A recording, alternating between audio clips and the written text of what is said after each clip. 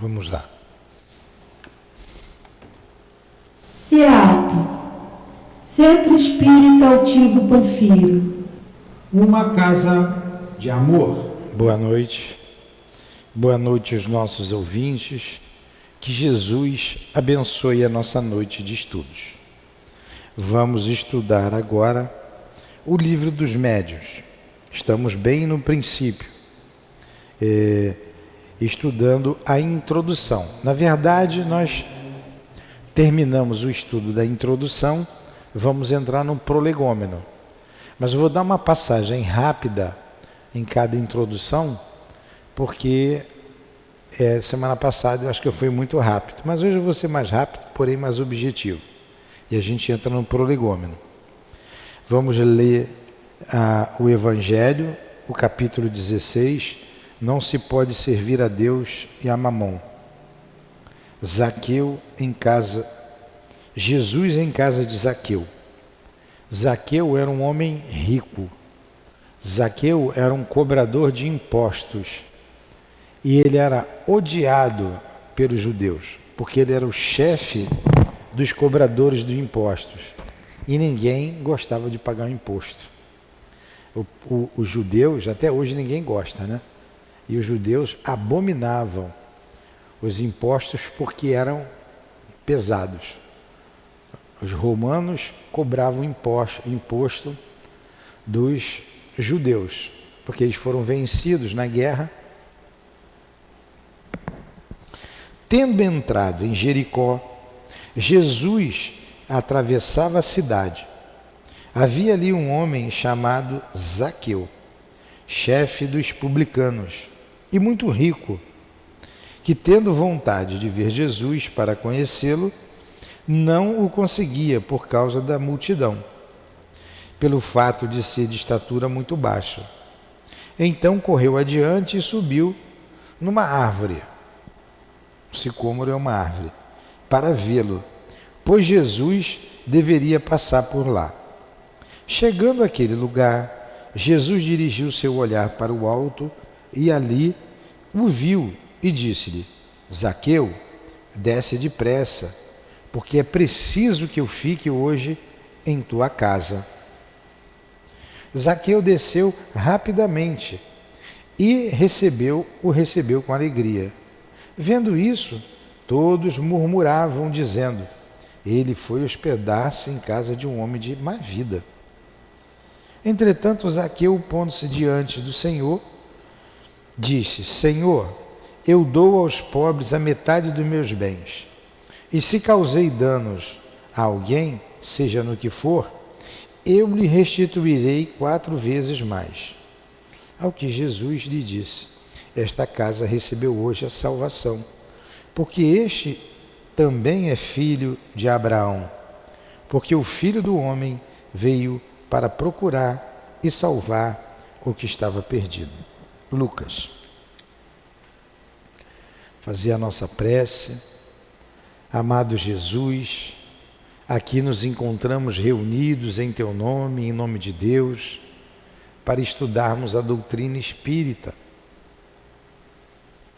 E hoje o Livro dos Espíritos nos inspire, nos proteja, nos ampare, e que essa inspiração venha também dos nossos guias e benfeitores, do irmão altivo, diretor da nossa casa espírita, e da coluna de espíritos que nos sustentam.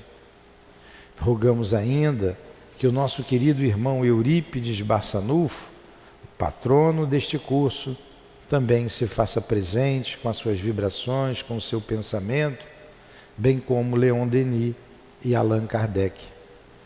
Em nome desses espíritos amigos, Jesus, em nome da direção espiritual da nossa casa, em nome do amor, do nosso amor, no nome do Teu amor e do amor de Deus, nosso Pai, iniciamos os estudos da noite de hoje. Que assim seja.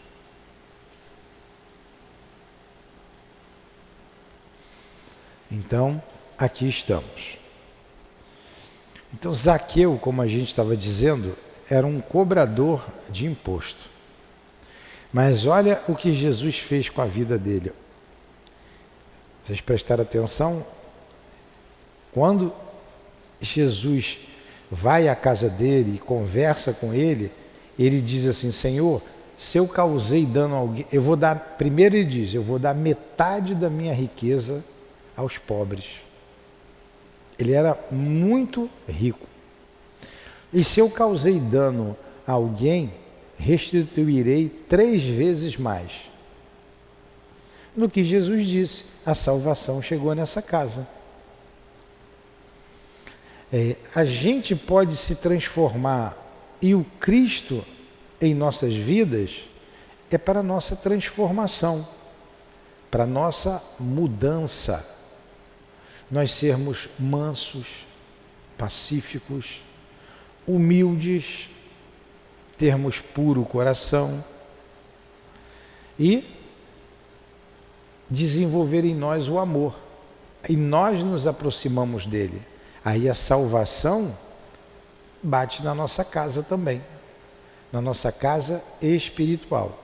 É isso que essa parábola quer dizer, é isso que essa narrativa de Lucas, né, passada na casa de Zaqueu, significa para a gente. Há muito mais coisas aqui, mas o nosso objetivo é o livro dos Espíritos. Nós estamos estudando então a introdução, não é? A introdução. Todo livro tem uma introdução. O que faz a introdução de um livro? Ele diz o que é o livro. Tem preguiçoso que não quer ler a introdução, não quer ir direto na história. Não. A introdução vai dizer o que é o livro. Aqui é isso. E ele dividiu essa introdução em várias partes. O Kardec dividiu a introdução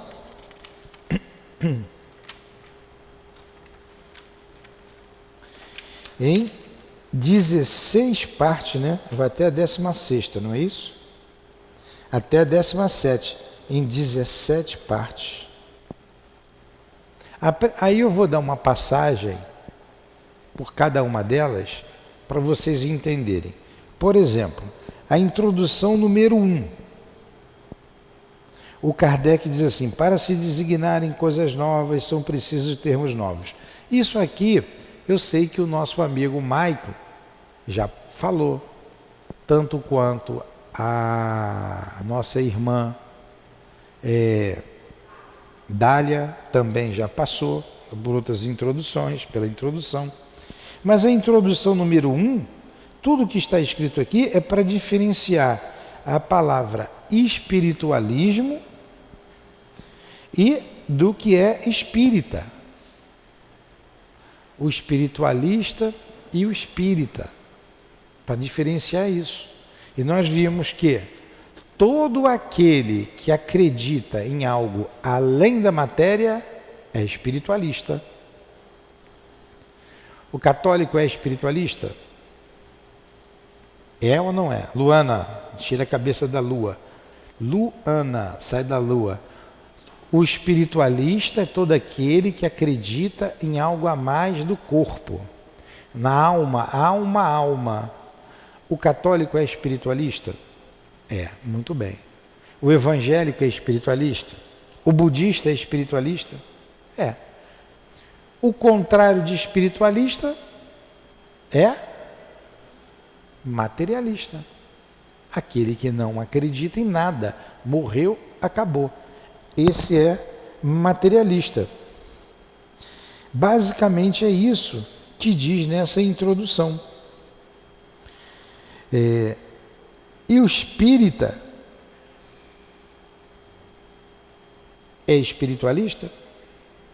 É espiritualista, acredita na alma, mas o espírita acredita na relação dessas almas, dos espíritos, os desencarnados, essa relação com os homens. Há uma comunicação. Nós espíritas, estudamos essa relação entre o mundo espiritual e o mundo material. Aqui no Evangelho, logo no capítulo 1, logo no início, olha o que diz aqui o Kardec sobre o Espiritismo. O Espiritismo é a nova ciência que veio revelar aos homens, com provas irrecusáveis, a existência e a natureza do mundo espiritual e suas relações com o mundo corporal. Ficou difícil isso? O Espiritismo é a nova ciência que veio revelar aos homens, por provas irrecusáveis, a existência do mundo espiritual e as suas relações, a existência do mundo espiritual e as suas relações com o mundo corporal. Ficou bem claro o que é o Espiritismo? Então nós somos espiritualistas também, porque acreditamos que existe algo a mais no corpo. Há algo a mais, o espírito imortal. Só que uns acreditam que essa alma vai para o inferno ou para o céu, outros acreditam que vai para o nirvana, enfim. Nós não. Nós sabemos da existência dela e a relação dela conosco. Há uma relação. Tá? Na introdução número 2, que também foi estudada pelo Maicon, ele vai falar da palavra alma. O que é a alma? Então há várias definições de alma. Segundo uns, a alma é o princípio da vida material orgânica. Para outros, a alma é o fluido vital, é uma energia. Enfim, são várias definições de alma. Para nós, ele fala aqui do princípio vital, ele define o que é o princípio vital e finalmente ele diz o que é a alma para a gente. De conformidade com essa maneira de falar, a alma vital seria de todos os seres orgânicos, a alma intelectual pertencia aos homens e a alma espírita somente ao homem. Então o que é a alma? A alma é o ser imortal, é o que nós somos. Existem 3 forças no universo: Deus, Espírito e matéria. O Espírito é o ser inteligente da criação. Alma e Espírito é a mesma coisa, significa a mesma coisa. Só que quando a gente desencarna, a gente chama Espírito. Então a alma é o ser inteligente da criação. É essa concepção da palavra alma que nós iremos estudar aqui no Livro dos Espíritos. Ficou bem claro isso? Quando alguns falam da alma vital, tem vários nomes. A alma vital é a que ele quer dizer da energia, do fluido vital. A gente vai estudar isso lá na frente. Na introdução número 3, a gente vai estudar aqui, nós estudamos os fenômenos das mesas girantes. Como tudo começou. A doutrina espírita, Luana, começou com um fenômeno físico. Nós podemos dividir as manifestações de 2 formas. As manifestações dos espíritos. O que é a manifestação do espírito? Como que os espíritos se manifestam para nós? Como eles falam conosco? Como eles se aparecem? Existem 2 maneiras. A manifestação física e a manifestação intelectual. Física e intelectual. Ou as 2 juntas. Física, acende e apaga a luz em casa, a porta abre sozinho, barulhos, pancadas, objetos se movem, a água abre sozinho e fecha. Acontece na sua casa, Luana? Já aconteceu? Muito, né? Parou de acontecer depois que veio para cá, né? Então, são fenômenos físicos. E tudo começou com os fenômenos físicos. As mesas levantavam. As pessoas iam para a festa, a mesa levantava, começava a girar, girar, girar. Aí foi perguntado ali, a esse fenômeno, o que está acontecendo aí? E essas mesas começaram a dar respostas inteligentes. Então há também a manifestação física com a manifestação inteligente. Como a mesa não tem cérebro, é o mesmo princípio do copo, que muita gente brincou. Como é que é seu nome mesmo, Fernanda? Você já viu essa brincadeira na escola, Fernanda? O que vocês perguntam para o copo lá na escola? Hã? Vou passar de ano? Hã? Então se faz perguntas muito simples.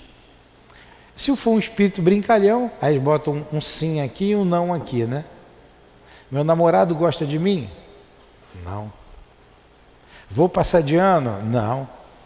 Ele pode brincar. Mas como que ele deu essa resposta? Mesmo brincando, sendo um espírito inferior, ele andou para lá, disse sim ou disse não.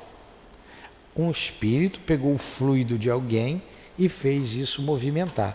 Isso é manifestação física com manifestação inteligente. O copo se mexe e dá resposta. As mesas se mexiam e davam respostas. Daí que começou toda a doutrina espírita. Kardec, em vez de perguntar, minha esposa gosta de mim, o que ele perguntou primeiro? Que é Deus? Aí vem a resposta. Inteligência suprema, causa primeira de todas as coisas. Uma pergunta inteligente, uma resposta inteligente. Está vendo a diferença? Ele não perguntou, vou passar de ano, minha mulher gosta de mim, vou ganhar na loteria, eu vou ser rico. Vocês perguntaram já se iam ser ricas? Não? Vou me casar? Você pergunta. Então, tá. O que mais você pergunta para o copo? Elas que você só ficava olhando. Para o copo, para o compasso, para a tesoura, é o mesmo princípio, manifestação física. Então é isso que se trata aqui na introdução número 3.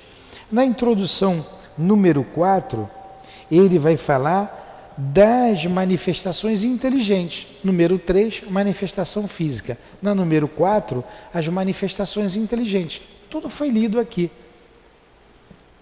Isso que a gente vai tratar no Livro dos Espíritos, das manifestações inteligentes.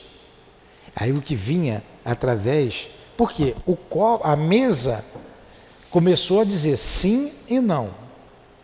Depois eles botaram o alfabeto. É uma outra introdução que vai falar disso, mas eu já vou dizendo logo agora, que fala da escrita. Eles botaram a letra A, B, C, D, o alfabeto em torno. E a mesa levantava e ia com um pé e formava as palavras. Depois, eles resolveram pegar o lápis e colocar na perna da mesa, pegaram na perna da mesa e a mesa passou a escrever. Dali eles amarraram o lápis numa prancheta, numa cestinha, até que o próprio fenômeno disse assim, escreva, pegue no lápis, faça com o próprio braço, dá no mesmo. E foi o próprio fenômeno que Kardec perguntou, quem são vocês? Eles falaram, nós somos as almas daqueles que já morreram. Não foi o homem que descobriu o mundo espiritual, foi o mundo espiritual que se revelou ao homem. Como é que é o seu nome mesmo? Toda vez que esqueço? Rafaela. Guarda esse papel, Rafaela. Presta atenção no que eu estou falando. Então foi o próprio fenômeno que se revelou. Ele disse assim, nós somos a alma daqueles que já morreram. A primeira manifestação física, se a senhora quiser vir para cá, pode vir. Se quiser sentar, pode. A primeira manifestação física que teve foi com uns raps, pancada, batidas. Lá com as irmãs Fox, nos Estados Unidos, na cidade de Hydesville, em 1848. Ali as portas para o mundo espiritual se abriram. Então tinham duas meninas, que eram as irmãs Fox, é o sobrenome delas, Caroline e Julie, não me lembro. Botando aí vocês vão saber o nome delas. Tinha a pancada lá. A pancada batia direto num quarto. Aí elas eram meninas, não para de bater a noite toda. Aí elas começaram a bater, criança, né? Aí a pancada. Ué, tá me imitando? Aí elas fizeram. Aí a pancada. Ué, tem alguém aí. Você está me imitando? Se você está me imitando, bate 2 vezes. Opa! Aí começou uma conversa através das pancadas entre o espírito que estava ali e elas. Ela chamava o espírito de pé rachado. Ô seu pé rachado, o senhor está aí? Foi um monte de gente na casa delas para ver o fenômeno, encheu uma multidão. E sempre aqueles que querem dizer que era da cabeça delas, que aquilo era bruxaria, que aquilo era coisa do diabo, que aquilo era uma mentira, que elas estavam enganando, surgiu de tudo. O fato é que tinha lá um espírito, e o espírito disse assim para elas, né, através dos sinais, disse assim, ó, eu era um vendedor de mascate, vendedor de bugiganga, fui assassinado, e meu corpo está enterrado aí nesse quarto. Eles foram lá, abriram um buraco, foram cavando e acharam um esqueleto lá. Coisa que ninguém sabia. A casa foi construída ali e a coisa já tinha acontecido, descobriram. E ele disse, né? Ele que disse, eu sou um espírito, eu sou a alma de um homem que já morreu. Assim que se revelou o espiritismo. Aí ele continua aqui falando dessas manifestações inteligentes. Na 5, ela vai falar do desenvolvimento da psicografia. Os médiuns desenvolvendo a psicografia, foi o que eu acabei de dizer. Foi o lápis amarrado na perna da mesa, foi para a cestinha de bico, que tinha sempre uma cestinha na mesa, foi para a prancheta, até que foi para a mão do médium, e assim se desenvolveu. Na introdução número 6, a introdução número 6 é muito interessante, que ele faz um resumo da doutrina espírita. Ela é a maior que tem aqui, ela é grandona.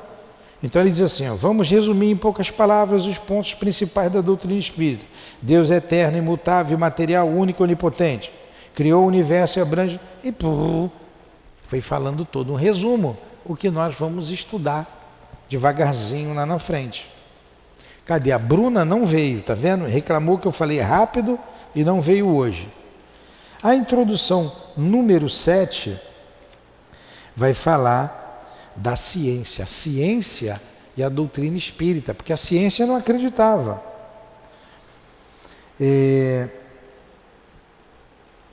Como ele diz aqui, para muita gente, a oposição das corporações científicas constitui, se não uma prova, pelo menos forte presunção contra o que quer que seja. Porque a ciência não aceitava isso. Porque ela não via a alma.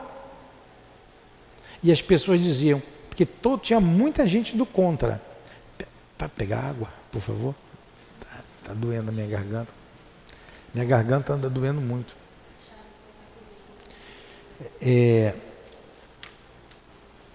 Então, falavam assim, a ciência não concorda com isso. Como não concorda até hoje. Mas, como a gente diz, cada macaco no seu galho. A ciência cuida da ciência materialista, e nós cuidamos da ciência espiritual, do espiritualismo. Não é o mesmo método científico, experimental, que a ciência oficial usa, a que nós usamos. Nós experimentamos através dos médiuns, e não temos dúvida nenhuma. A ciência tem seus métodos próprios, mas as experiências são inegáveis, como nós vimos lá no início, a existência da alma através de provas irrefutáveis. Se vocês botarem na internet, vocês vão ver, por exemplo, a materialização de espíritos. O médium Peixotinho. Lembra de peixe? Peixinho, Peixotinho. Era um médium de materialização. Bota lá no Google ou a internet que vocês tiverem, Peixotinho. Vocês vão ver um monte de espírito. Ele dava o fluido, o ectoplasma, e o espírito se materializa. A gente podia fazer um espírito se materializar aqui? Deve ser essa mesmo que eu tomei de cedo, né? Obrigado. Obrigado.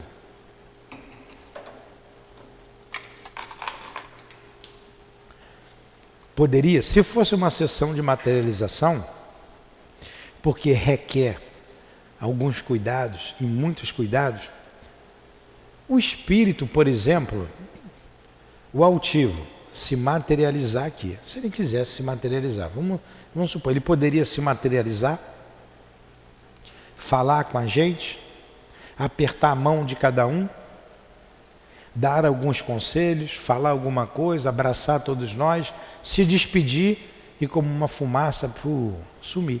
Pode, é possível. É só ter um médium que doe o fluido, o ectoplasma, é um fluido mais específico, quer dizer, ecto, para fora, plasma, energia, energia para fora. Ele recompõe, vou usar essa palavra, o seu perispírito recompõe para se materializar, não é recompor. Ele imanta, vamos dizer assim, o seu perispírito e ele se materializa. Isso é uma prova da existência do espírito. Tem muitas pesquisas, muita gente, muitos pesquisadores falando do mundo espiritual. Na introdução número 9, vai falar dos monopolizadores do bom senso. São aqueles que acham que eles que têm um bom senso. Eles negam simplesmente a existência do mundo espiritual. Kardec começa assim, o movimento, então ele fala da mediunidade, ainda ele fala da mediunidade psicográfica e o monopólio do bom senso. O movimento dos objetos é um fato incontestável. A questão está a saber se esse movimento há ou não uma manifestação inteligente. Então eles negam essa manifestação inteligente e Kardec prova a manifestação inteligente, ou seja, dos espíritos. A número 10 começam respostas a partir da introdução número 10, começam as respostas aos detratores, aqueles todos que negam a doutrina espírita. E na número 10, eles analisam a linguagem. Como é que o espírito escreve errado? Como é que tem linguagem que parece digna, tem linguagem que é baixa? Eles falam da linguagem, mas sem uma análise mais profunda. Se os espíritos são as almas dos homens, cada um vai se manifestar com o conhecimento que tem. E não é porque morreu que sabe tudo. Espírito não sabe tudo. Ainda mais se estiver recém-desencarnado, ele está com a cabeça na terra ainda. Então ele não sabe falar tudo. Ele pode usar gíria? Pode. Pode usar palavrão? Pode. Se ele era um espírito desbocado, mal educado, vai falar palavrão. Ele pode ter uma linguagem elevada? Pode. Pode falar através de poesia? Pode. Somos diferentes. Espírito nada mais é do que os homens que morreram, então é diferente. Então ele começa a dar essas respostas a esses detratores. Número 11, ele vai falar que os espíritos elevados e dos espíritos inferiores. Na número 12, identidade dos espíritos, vai falar da identidade. Nós estudamos isso aqui com calma. Eu só estou colocando aqui os títulos para vocês, eram para vocês escrevendo no livro dos espíritos aí de vocês. Na número 12, ele vai falar da identidade do espírito. O altivo deu uma mensagem aqui. Como é que eu vou saber se é do altivo ou não, se eu não estou vendo, só estou ouvindo? Eu tenho que analisar o conteúdo da mensagem. Se a mensagem for digna dele, é dele.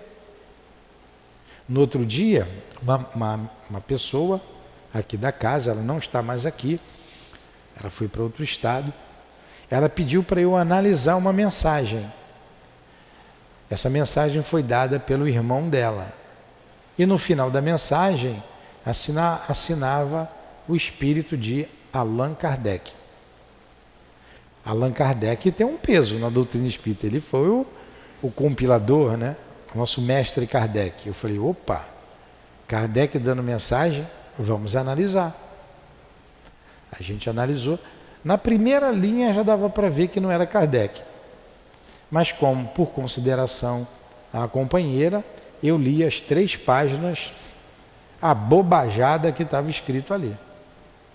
Eu disse para ela, isso aqui pode ser o Allan Kardec ali, o jogador do Vasco, será que ele morreu?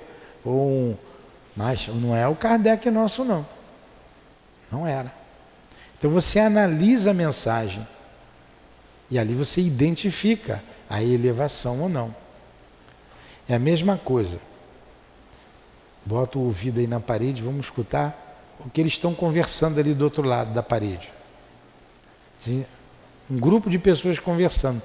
Pelo teor da conversa, você vai classificar aquele grupo de leviano, de grosseiro, de fofoqueiro,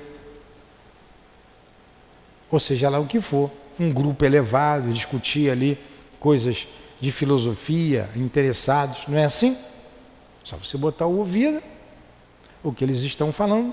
Se tiver lá alguém do lado de lá, tentando ouvir o que nós estamos fazendo aqui, o que eles vão dizer da gente? Pessoas estudiosas, estão estudando, estão fazendo um estudo transcendental, falando do Espírito. Não é isso que vão dizer da gente? Esse grupo é um grupo sério. Nós estamos aqui com seriedade. Nós não estamos com leviandade. Não é fácil nos classificar?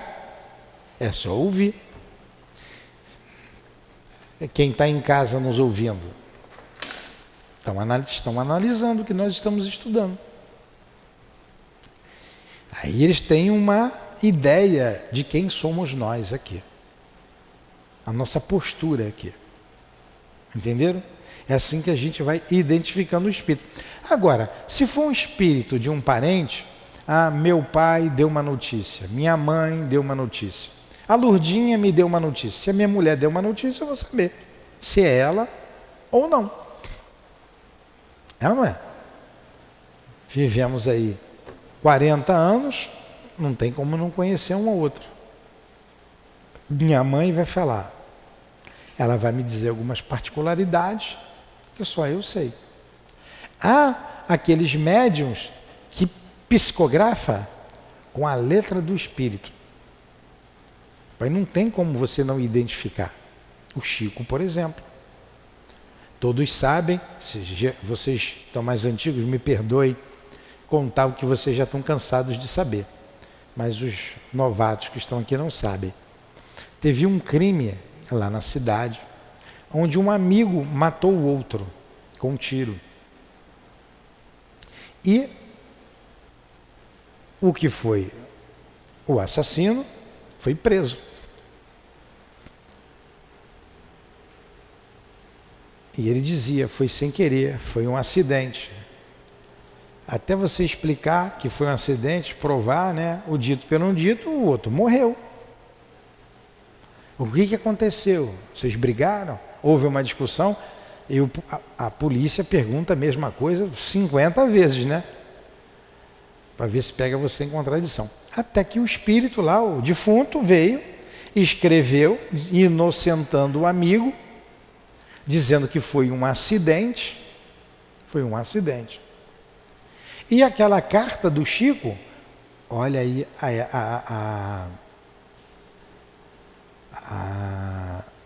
a moral que o Chico tinha, vamos dizer assim. A sua idoneidade, não deixava dúvida nenhuma o seu caráter. Foi levado em consideração. Pegaram aquela carta e levaram para um especialista. Como é que é o nome do especialista que analisa a assinatura dos outros? Como é que é o nome, Giovanni? Grafologia, né? O grafotécnico, né? Então tem uma ciência, tem um especialista a a sua esposa que sabe, a Eloá que sabe, né?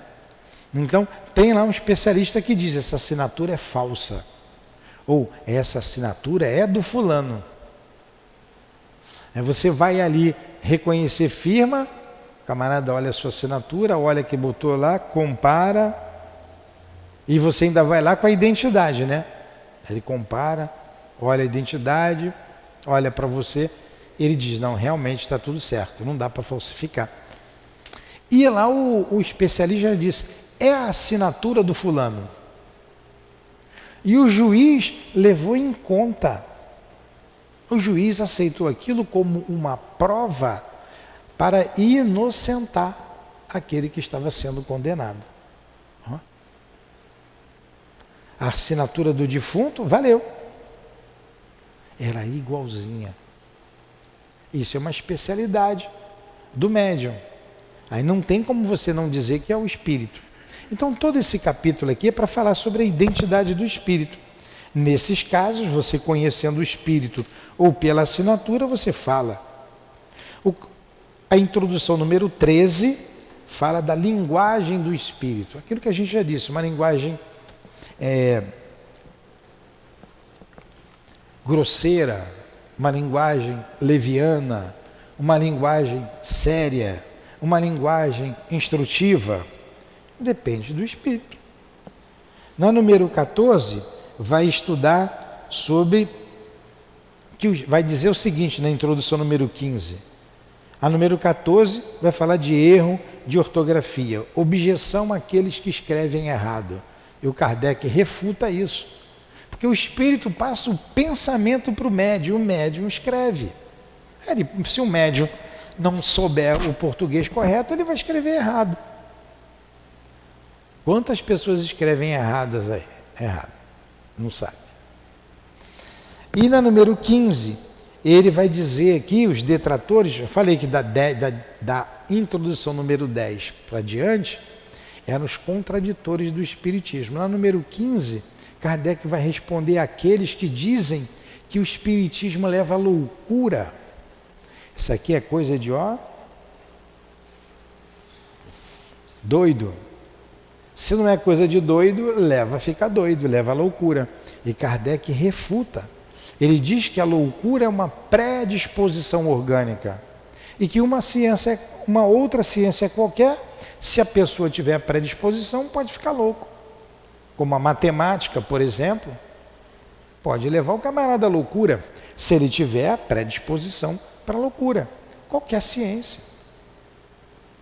Então, ele responde isso. Na número 16,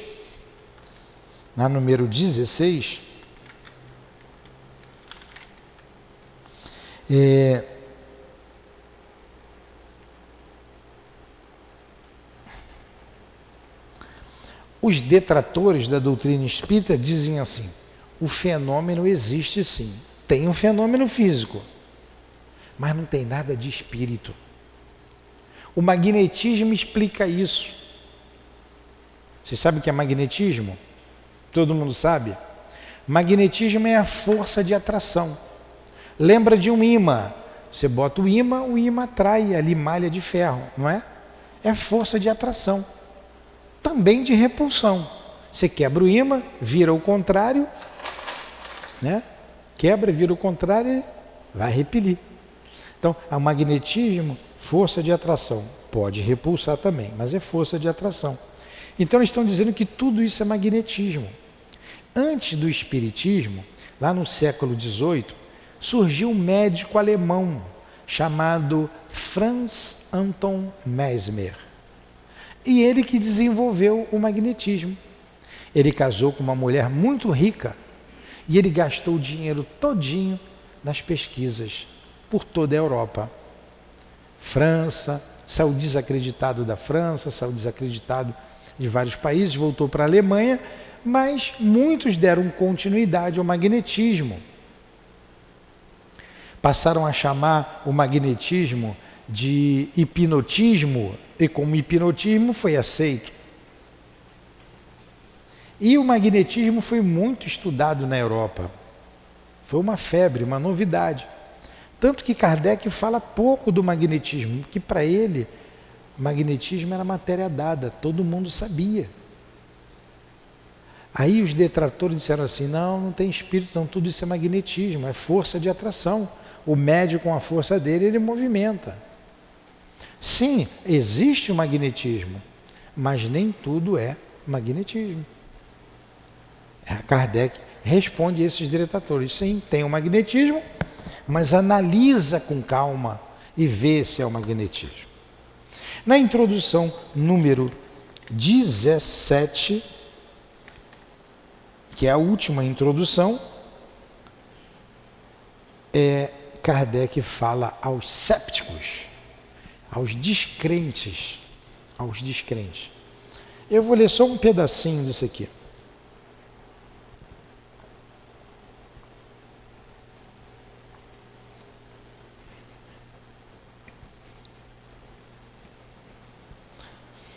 Vou ler um pedacinho. O cepticismo é descrença. Está lá, é a última introdução. O cepticismo no tocante à doutrina espírita, quando não resulta de uma oposição sistemática por interesse, origina-se quase sempre do conhecimento incompleto dos fatos, o que não obsta a que alguns cortem a questão como se a conhecesse a fundo. Então ele está dizendo aqui, o que provoca a descrença no espiritismo? É a falta de conhecimento, a falta de estudo aprofundado. Se você aprofundar o estudo, você vai ter certeza da existência do mundo espiritual. Você vai ter certeza de que você é espírito imortal. Ele está falando isso. Mais um pedacinho, no segundo parágrafo. A ciência espírita compreende duas partes. Experimental uma, relativa às manifestações em geral. Filosófica outra, relativa às manifestações inteligentes. Se você observar somente uma, você não tem a visão completa. Você vê a sua parte experimental e não observar a parte filosófica, você não tem a doutrina completa.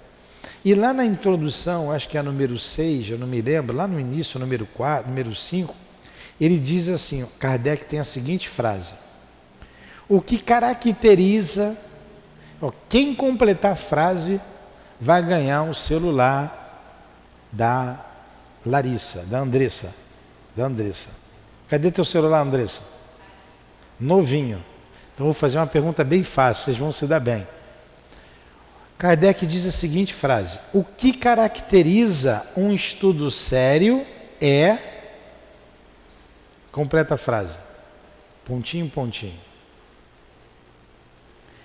Eu fiz questão de fazer isso para vocês gravarem e não esquecerem mais. Kardec diz assim: o que caracteriza um estudo sério é a continuidade que se lhe dá. Então você tem que dar continuidade, você tem que aprofundar. É isso que caracteriza um estudo sério. E para você estudar seriamente a doutrina espírita, você tem que dar continuidade. Você tem que estudar sempre. Não pode deixar de estudar. Entenderam isso? É assim, a gente termina a introdução. As introduções, as 17 introduções. Eu repassei as 17 introduções, com o título de cada uma, o que cada uma delas veio desenvolvendo. Alguma dúvida? Alguma pergunta? Ficou fácil assim? Entendeu, Raquel? Ficou melhor assim? Tá bom. Deu para repassar, então, o que eu fiz rápido semana passada, né? Ponto. Então, nós vamos parar por aqui. Parar por aqui, não. A introdução, nós revimos a introdução. Vamos para o prolegômeno. Cadê o prolegômeno? O que é prolegômeno? Quem falar para mim o que é prolegômeno ganha um doce. já que vocês não querem o celular da Andressa. O prolegômeno é a apresentação do livro. Prolegômeno, essa palavra significa um prefácio. Um prefácio. E o que é o prefácio? O prefácio de todo livro é a apresentação do livro. Vocês podem pegar qualquer livro para ler, tem um prefácio. E o prefácio não é do autor, normalmente não é. Alguém escreve, alguém que lê o livro, ele dá para fazer o prefácio, não é? Alguém tem algum livro aí na mão? Só estamos com o Livro dos Espíritos. Então vamos ver quem assina esse prefácio do livro. Nós vamos ter que ler esse prefácio todo. Nós vamos ter que ler. Eu vou ler devagar, é o tempo que a gente vai terminar. E vamos ver quem assina. Vamos lá. Então, prolegômeno é um prefácio. Vocês podem escrever aí no livro de vocês, né? É a apresentação de um livro.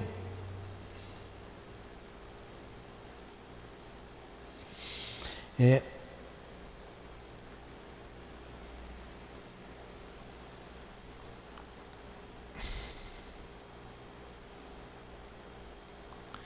a apresentação do livro pelos espíritos. Então vamos lá. Fenômenos que se afastam das leis da ciência comum manifestam-se por toda parte e revelam-se em sua causa a ação de uma vontade livre e inteligente. O que ele disse aqui nesse primeiro parágrafo? Fenômenos estão acontecendo por aí de uma maneira livre e inteligente, que foge à explicação da ciência. É isso que ele está dizendo. Por exemplo, a luz acendeu e apagou, acendeu e apagou. Não é problema da Light, é um fenômeno físico. Só a luz da sala, se a luz não estiver ruim, é um fenômeno, tem que se analisar todos os aspectos. A torneira vai e abre sozinha, pó, fecha sozinha. Abre sozinha, pó, fecha sozinha. É um fenômeno livre, espontâneo. A ciência não tem que explicar. Você vai chegar lá para o cientista e vai dizer, é um espírito, é a alma do outro mundo que está ali. Eles não aceitam, eles não acreditam. Ó, o copo está me dando um recado aqui. O copo está escrevendo para mim. Isso não está fora do alcance da ciência materialista? É isso aí. Então vamos lá, vamos entender aqui. Vocês entenderam o primeiro parágrafo. Vou repetir o parágrafo. Fenômenos que se afastam das leis da ciência comum manifestam-se por toda parte e revelam em sua causa a ação de uma vontade livre e inteligente. Ficou fácil de entender? Vou ler o segundo parágrafo. Só tem mais 5 minutos de aula. Dá para prestar atenção. A razão é algo que fala a nossa inteligência. É o que é cognitivo. A razão fala a inteligência. Tá? O sentimento fala o coração. A razão fala a inteligência, ao cérebro. A razão diz que um efeito inteligente deve ter como causa uma potência inteligente. E fatos têm provado que esta potência pode entrar em comunicação com os homens através de sinais materiais. O que foi que eu li aqui agora? Que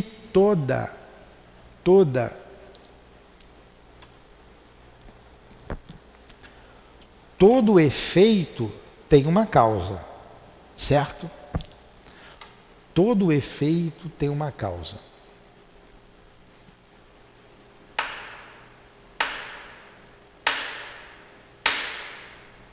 Vocês ouviram o quê?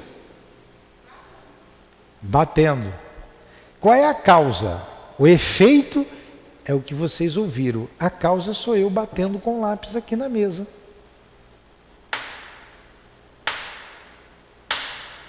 Todo efeito tem uma causa. Certo? O efeito é o que vocês escutam. A causa sou eu batendo. Qual é a causa desse barulho? Ou é o Newton batendo com o lápis? Qual é a causa dessa gritaria ali fora? É o pessoal que está comemorando a vitória do Vasco, né? Então, todo efeito tem uma causa.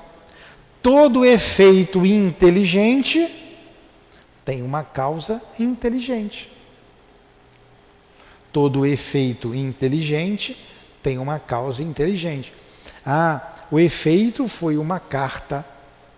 Então a causa foi alguém inteligente que escreveu a carta. Olha só, se toda causa tem um efeito e todo efeito, ou melhor, se todo efeito tem uma causa, quem criou o universo? O efeito está aí, as estrelas do céu, o planeta Terra. Há que se ter uma causa, o Criador. Essa causa é Deus. Deus é a causa. O efeito é o universo inteiro. Entenderam isso? Então ele está dizendo aqui, olha aqui, a razão diz que o efeito inteligente deve ter como causa uma potência inteligente. E fatos têm provado que esta potência pode entrar em comunicação com os homens. Aí ele está falando das manifestações dos espíritos, que essas potências inteligentes podem entrar em comunicação com os homens através de sinais materiais. Como a gente falou lá das irmãs Fox, as pancadas. Todo mundo dormindo, 3 horas da manhã. Espírito de porco, né? 3 horas da manhã, não podia ser 10 horas da manhã, né? Deixar a gente dormir. Aí há uma comunicação. Quando há uma comunicação, há uma causa inteligente. Alguém inteligente está falando isso, não é? É alguém inteligente. O efeito é uma comunicação. A causa é uma causa inteligente. Então, todo efeito há uma causa. Todo efeito inteligente há uma causa inteligente. E no caso dos espíritos, o fenômeno foi provocado por um agente inteligente, que se declarou os espíritos. Tudo bem? Está fácil de entender? Tudo começou assim, tudo simplesinho. Não é difícil de entender, não. Vamos lá. Interrogada a sua natureza. O que é interrogar? Perguntar. Interrogado sobre sua natureza, esta potência declarou pertencer ao mundo dos seres espirituais, que despojaram-se do invólucro corporal do homem. Foi assim que a doutrina dos espíritos foi revelada. Interrogada a sua natureza, quer dizer, o que é a natureza? A origem. Interrogada a origem do fenômeno. Que origem é essa? Qual é a sua natureza? Ele, o fenômeno, a gente já disse aqui no início, que se declarou: eu sou a alma daquele que já morreu. É isso aqui que ele está dizendo. Olha só, vamos lá. Interrogada sobre a sua natureza, quer dizer, a sua analogia, o fenômeno, né? Esta potência, esse fenômeno, esta potência, declarou pertencer ao mundo dos seres espirituais.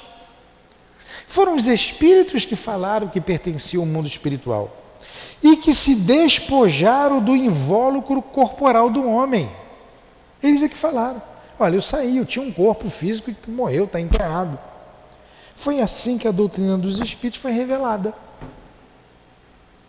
Revelar, tirar o véu. No nosso tempo, a gente tirava a fotografia, tinha que levar para revelar, não é? Aí botava na água e tal. O raio-x tem que revelar, não tem? Vai lá para o quarto escuro, né? Não é isso, Giovanni? Para revelar. Revelar. Tirar o véu. Mostrar. Foi assim que a doutrina espírita foi revelada. Eles disseram que eram as almas dos homens. Entenderam até aí? Então vamos parar por aqui e semana que vem a gente vai continuar no prolegômeno a partir do primeiro, segundo, terceiro, quarto parágrafo. Independente de vir o Maicon ou a Dália, eu virei para completar o prolegômeno. Tá? Agora é prova. Acabou o estudo, mas tem prova. Se não responder, vou ter que voltar tudinho de novo. Vamos lá. Pergunta de prova. Quem foi que revelou a doutrina espírita? Quem foi? Quem foi que disse que estava ali por trás dos fenômenos? Hoje?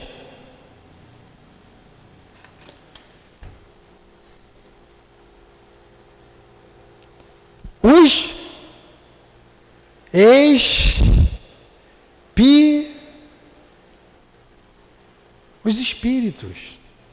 Quem foi que revelou seu próprio fenômeno hoje? Vamos embora, fala. Os espíritos. Foram os próprios espíritos que revelaram o fenômeno. A todo efeito inteligente há uma causa inteligente. Então foi o próprio fenômeno que se revelou. Quem revelou a doutrina espírita, daí nasceu a doutrina espírita, ou doutrina dos espíritos. Não é doutrina de Allan Kardec, não é doutrina kardecista, não é doutrina de mesa branca. Aqui não é centro de mesa branca, aqui é um centro espírita. Quem trouxe a doutrina foram os espíritos. Está vendo como tem que estudar? Não foi Allan Kardec, foram os espíritos. Kardec concatenou as ideias, fez as perguntas. Ele era professor, autor de vários livros, pedagogo, discípulo de Pestalozzi, sabia fazer, com mestria. Mas quem revelou foram os espíritos. Quem deu a resposta foram os espíritos. Então é doutrina? É doutrina? Fala! Não vou embora. Doutrina o quê? Que doutrina que a gente está estudando aqui? Doutrina espírita. É doutrina kardecista? Sim ou não? Alto. É doutrina? É doutrina de mesa branca? É doutrina? Fala feito homem, rapaz. Espírita. Doutrina espírita. Entenderam isso? Então vamos rezar. Jesus, me dê paciência, Jesus. Vamos lá, não tem problema nenhum. A gente está aqui para aprender e vocês estão com um pouco de vergonha. Daqui a pouco vocês vão se soltar. Obrigado, Jesus, por esta noite de estudos, pelo Livro dos Espíritos, esse manual de sobrevivência na Terra, esse livro que transformou e transforma e transformará vidas, transforma o caráter do homem, essa dádiva, esse presente dos céus, que é o Livro dos Espíritos, a coluna mestra da doutrina espírita, o principal livro dessa amada doutrina. Obrigado a esses espíritos, obrigado a Allan Kardec pelo seu esforço, pelo seu trabalho. Obrigado, Jesus, por coordenar todo esse trabalho com o nome de Espírito Verdade. Obrigado ao altivo e aos guias da nossa casa que nos proporcionam momentos como este de clareza sobre a doutrina dos Espíritos. O mundo invisível aos nossos olhos, mas existente, verdadeiro, patente, vivo. O mundo dinâmico que nos influencia. Obrigado por sabermos disso e assim nos acautelarmos, trabalhando a nossa vigilância e em oração, para nos precatarmos dos maus espíritos. Abençoa a nossa noite de sono, Jesus. Leva-nos para casa em segurança e em paz. E que durante o sono físico possamos estar aqui, estudando essa maravilhosa doutrina. Tira-nos do corpo durante o sono e traga-nos para cá, para o SEAP. Que seja em nome do altivo, diretor da nossa casa, com a coluna de espíritos que nos sustenta o SEAP, em nome de Leon Denis, de Allan Kardec, do nosso Eurípides Bassanufo, em nome do amor, do nosso amor, em teu nome, Senhor, mas acima de tudo, em nome de Deus, damos por encerrados os estudos da noite de hoje, em torno do livro dos Espíritos. Que assim seja.